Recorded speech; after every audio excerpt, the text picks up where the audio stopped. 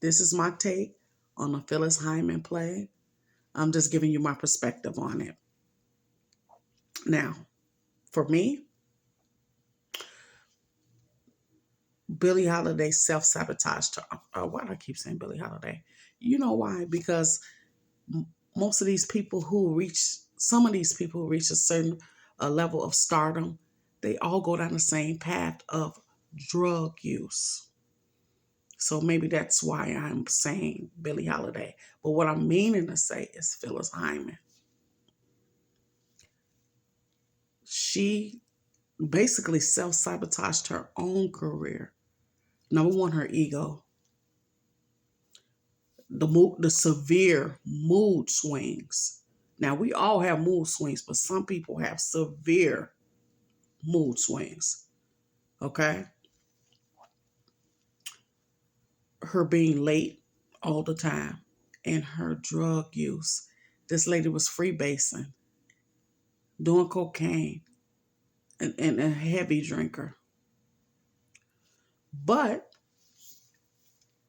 her first husband is the one who introduced her to cocaine. And in my honest opinion, if a man or a woman you with really, really love you and they got an addiction or something, they would never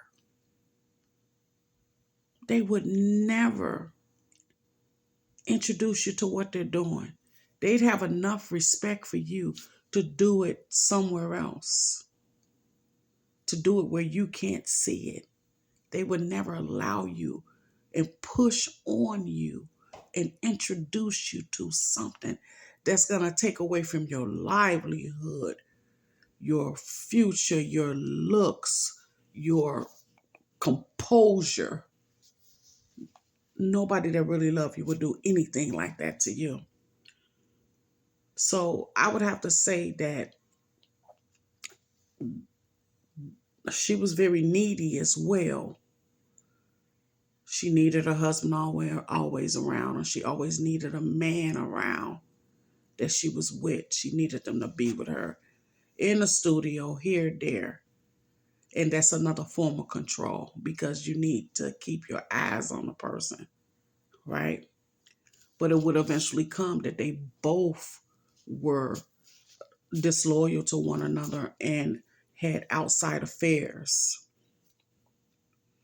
And with her being so aggressive and masculine, he had to let it go. He moved on. And see, her mom had the same thing happen. The dad walked out on the mom. So she already saw this pattern growing up as a kid.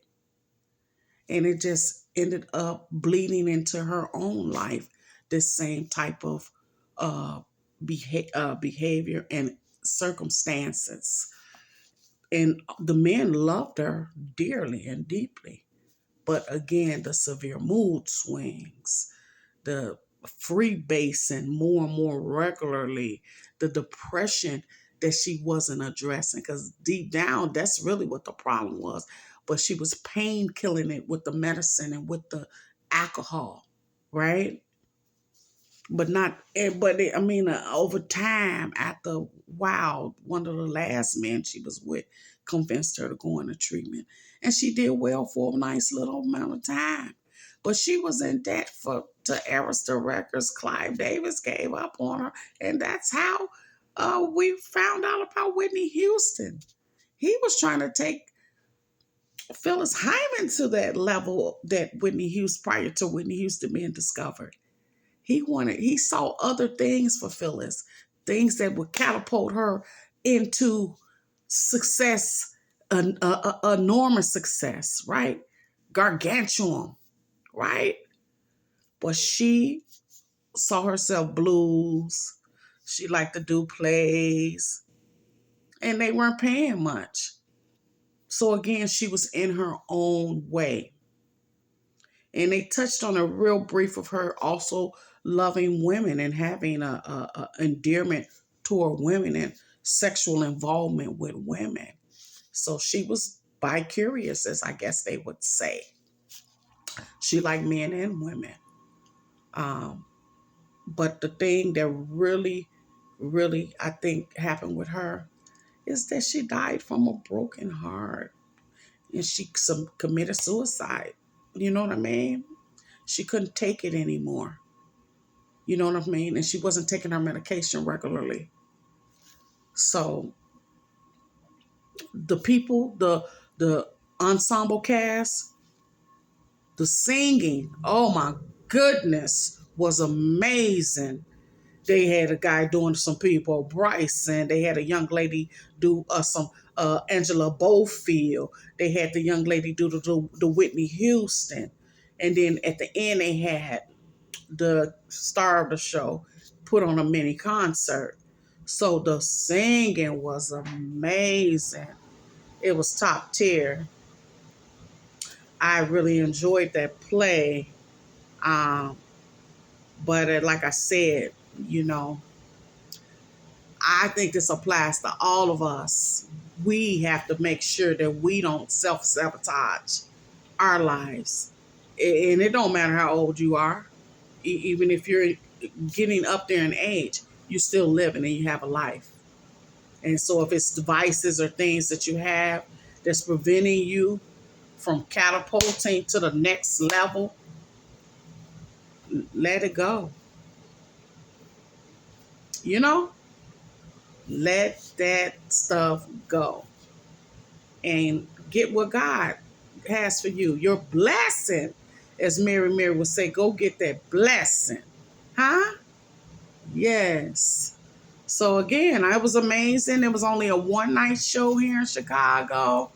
And I was so glad to be there with my mom. That was a part of her birthday present. I knew I wanted to take her to see that because she was a Phyllis Hyman fan just like me. And I remember when Phyllis Hyman passed, I lived in Nashville when she passed. And I was so sad. I was crying and sad for days.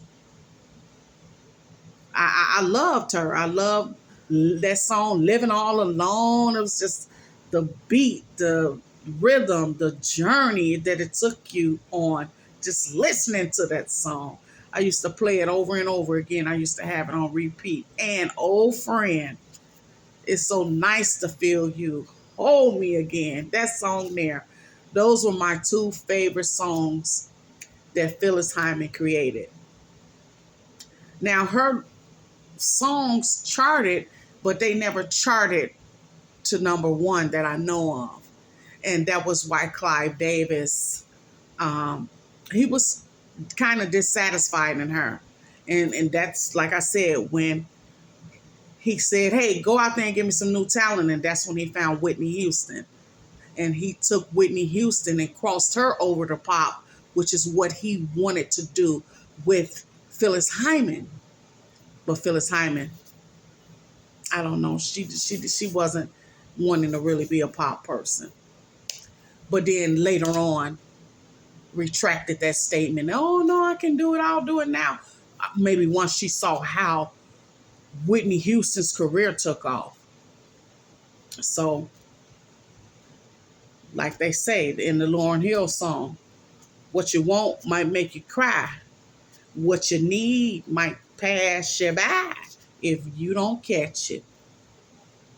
And that's what happened. She didn't catch it.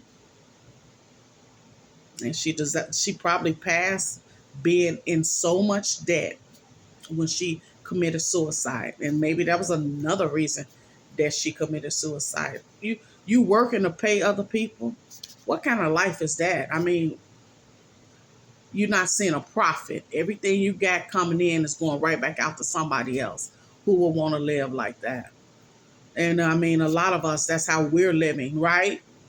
So we definitely shouldn't be trying to sabotage anything that's going to be a blessing, right? So that's what I learned from that. Stay out your own way. If somebody sees something, a vision for you that maybe you can't see because you're thinking smaller, open your mind to it and allow it to seep in.